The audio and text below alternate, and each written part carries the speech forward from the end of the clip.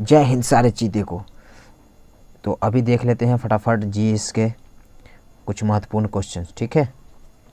चलो सभी ध्यान दो यहाँ पे और कमेंट बॉक्स में कमेंट भी करना, ठीक। बिना देरी की वो चालू करते हैं चीते। अरे बोलो हाँ।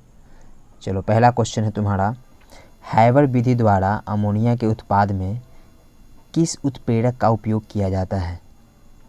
बताओ इसका। इसको आयरन बोलते हैं, ठीक है। हालांकि ऑनलाइन है तो इसमें तो ज़्यादा पूछना भी नहीं बनता है, तो अपना जवाब तैयार रखना और देना, ठीक है। इसका क्या होगा चीते? लोहा। क्या? लोहा, जिसको हम लोग आयरन बोलते हैं। अरे बोलो हाँ। चलो नेक्स्ट क्वेश्चन देखते हैं। जब पानी में नमक मिलाया जाता है तो निम्नलिखित में से कौन सा परिवर्तन होता है? बताओ। कितनी दफ़ा हम लोग पढ़ चुके हैं। इसमें क्या परिवर्तन होगा? क्वथनांक हमेशा बढ़ता है और जमाव बिंदु क्या होता है? घट जाता है। क्वथनांक बढ़ेगा और जमाव बिंदु हमेशा घट जाता है। तो ऑप्शन ए इसका करेक्ट आंसर। अरे बोलो हाँ। चलो नेक्स्ट देखते हैं। नेक्स्ट है तुम्हारा ISI मार्क्स ब्रांड जाना जाता है। ये किस चीज़ के लिए जाना जाता है? बोलते हैं ना कि ISI मार्क है क्या आप जो सामान लिए हैं, तो इसका मतलब होता है कि उस पर सर्टिफिकेशंस मार्क्स मिलता है, ठीक है। ISI देखे होगे जब कोई बक्सा वगैरह लेते हो तो उसमें लिखा रहता है ISI 2008 सर्टिफाइड कंपनी।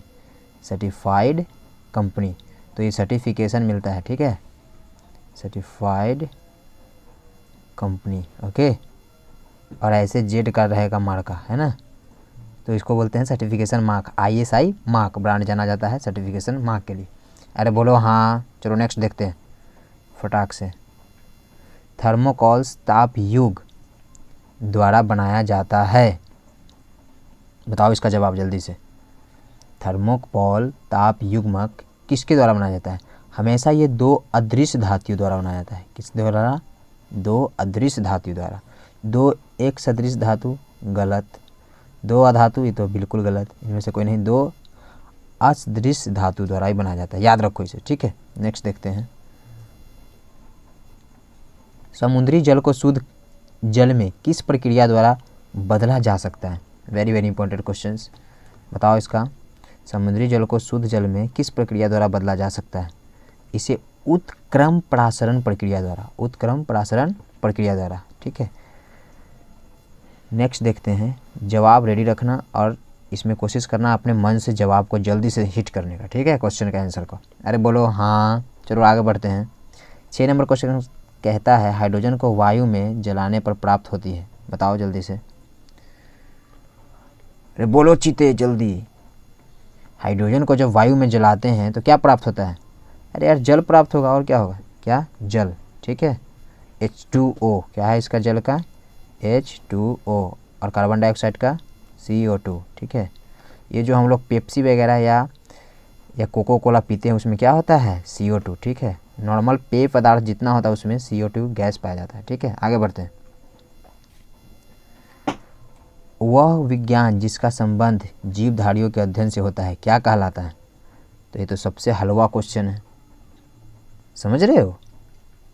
चलो इसका बताओ जल्दी से। इसका आंसर होगा जीव विज्ञान, बायोलॉजी। इसमें जीवों के बारे में हम लोग अध्ययन करते हैं, ओके। चलिए नेक्स्ट क्वेश्चन देखते हैं। संसार का सबसे बड़ा परितंत्र है, क्या है चिते?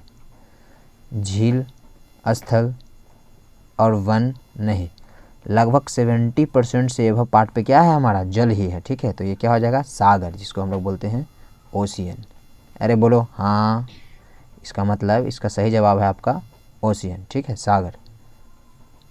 नेक्स्ट है OF2 में ऑक्सीजन का ऑक्सीकरण अंक होता है। इसमें 2 होता है। कितना होता है? 2, ठीक है। इसे सीधे सीधे चिपका लो दिमाग में, ठीक है। और F क्या होता है? किसका रासायनिक नाम होता है? किसका संकेत होता है? Fe, तो आयरन का। किसका? आयरन का, ठीक है। नेक्स्ट देखते हैं चीते। हैवर्सियन तंत्र पाया जाता है, किसमें पाया जाता है? ये तो कितना बार बताया था। हैवर्सियन तंत्र जो होता है वो मैमल्स में होता है। और मैमल्स को क्या बोलते हैं हम लोग हिंदी में? स्तनधारी। अरे बोलो हाँ। स्तनधारी मतलब स्तनियों की अस्थि में पाया जाता है, इसके हड्डी में, ठीक है, स्तनियों के हड्डी में। चलो नेक्स्ट देखते हैं। अपना अपना जवाब रेडी रखो और इसमें कोशिश करो कि हमसे पहले तुम इसका जवाब हिट करो, ठीक है। चलो नेक्स्ट क्वेश्चन देखते हैं चीते। 11 का बी है, हाइड्रोफाइट कहते हैं। किसे कहते हैं हाइड्रोफाइट? जो जल में पनपता है। हाइड्रो का मतलब ही बताए थे कि हाइड्रो का मतलब होता है, इसका रूट वर्ड होता है वाटर से रिलेटेड, ठीक है। मतलब हाइड्रोफाइट यानी जो जल में जन्मेगा उसको हाइड्रोफाइट, सीधी सी बात। आगे बढ़ते हैं। नेक्स्ट होता है, शुद्ध पदार्थ में कोई अन्य पदार्थ मिला देने पर उसके गलनांक पर क्या प्रभाव पड़ेगा? समझ रहे हो? अरे बोलो हाँ, क्या समझ रहे हो बता दो इधर। शुद्ध पदार्थ में कोई अगर अन्य पदार्थ मिला दे तो उसका गलनांक हमेशा क्या हो जाएगा? घट जाएगा, ठीक है। क्योंकि अगर कोई पदार्थ शुद्ध है, उसमें अगर हम थोड़ा भी गलत चीज़ मिला देते हैं तो उसकी जो अस्थिमिकता है या जो शुद्धता है वो वाकई में घटता है। सिंपल सी बात है, तो घट जाएगी, ठीक है। नेक्स्ट क्वेश्चन देखते हैं। चुंबकीय यामोत्तर या भौगोलिक यामोत्तर के बीच को कोण को क्या कहते हैं? इसे कहते हैं चुंबकीय दिक्पात कोण, ठीक है, याद रखो इसे, ठीक। नेक्स्ट बताइए, नया क्वेश्चन है, किसमें भरपूर लौह तत्व पाया जाता है? सबसे ज़्यादा लौह तत्व इसमें किसमें पाया जाएगा? अंडे में तो प्रोटीन, नारंगी में तो विटामिन सी, दूध में तो कैल्शियम वगैरह, लेकिन सबसे ज़्यादा जब आयरन की बात आती है तो हरी सब्जियां में। किसमें? हरी सब्जियां में, ठीक है। आयरन मतलब लोहा पाया जाता है, और सेब में भी पाया जाता है, लेकिन सबसे ज़्यादा हरी सब्जी में, याद रखो।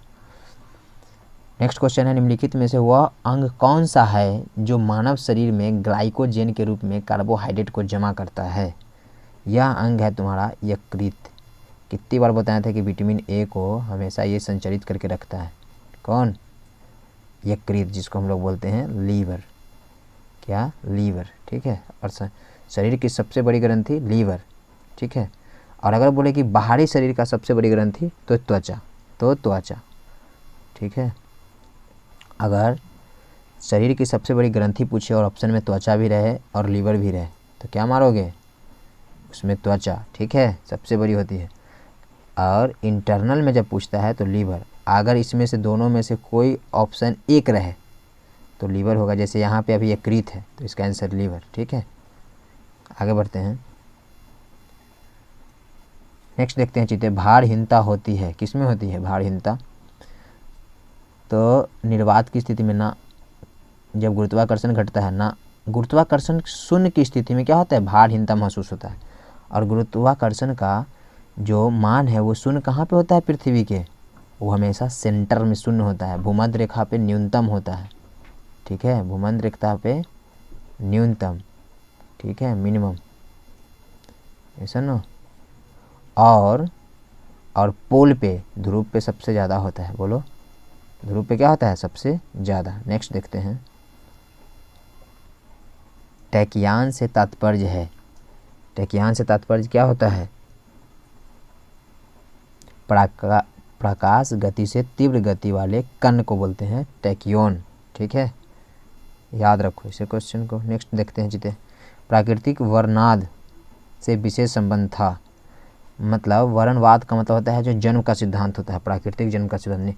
इनका एक बुक था नेचुरा हिस्टोरिका नेचुरा, है ना, मतलब नेचर के बारे में इन्होंने एक बुक लिखा था, हिस्टोरिका नेचुरा, ठीक है। और ये थे आपके चार्ल्स डार्विन साहब। कौन थे? Charles Darwin. तो इसका सही जवाब है चार्ल्स डार्विन, ठीक है। नेक्स्ट देखते हैं, रेडियो सक्रियता के इकाई हैं। देखो, क्यूरी और बैकुलर, जब दोनों हैं तो इनमें से सभी लगाओ। क्या लगाओ? सभी, क्योंकि रदरफोर्ड का भी इसमें कुछ अपना योगदान था, कुछ चंद भर का योगदान था, बट था। सबसे ज़्यादा अगर आता है क्वेश्चन में, अगर अकेला में कोई आंसर देगा तो रेडियो सक्रियता की इकाई क्या होगी? बैकुलर, ठीक है। ये बैकुलर बार बार आता है।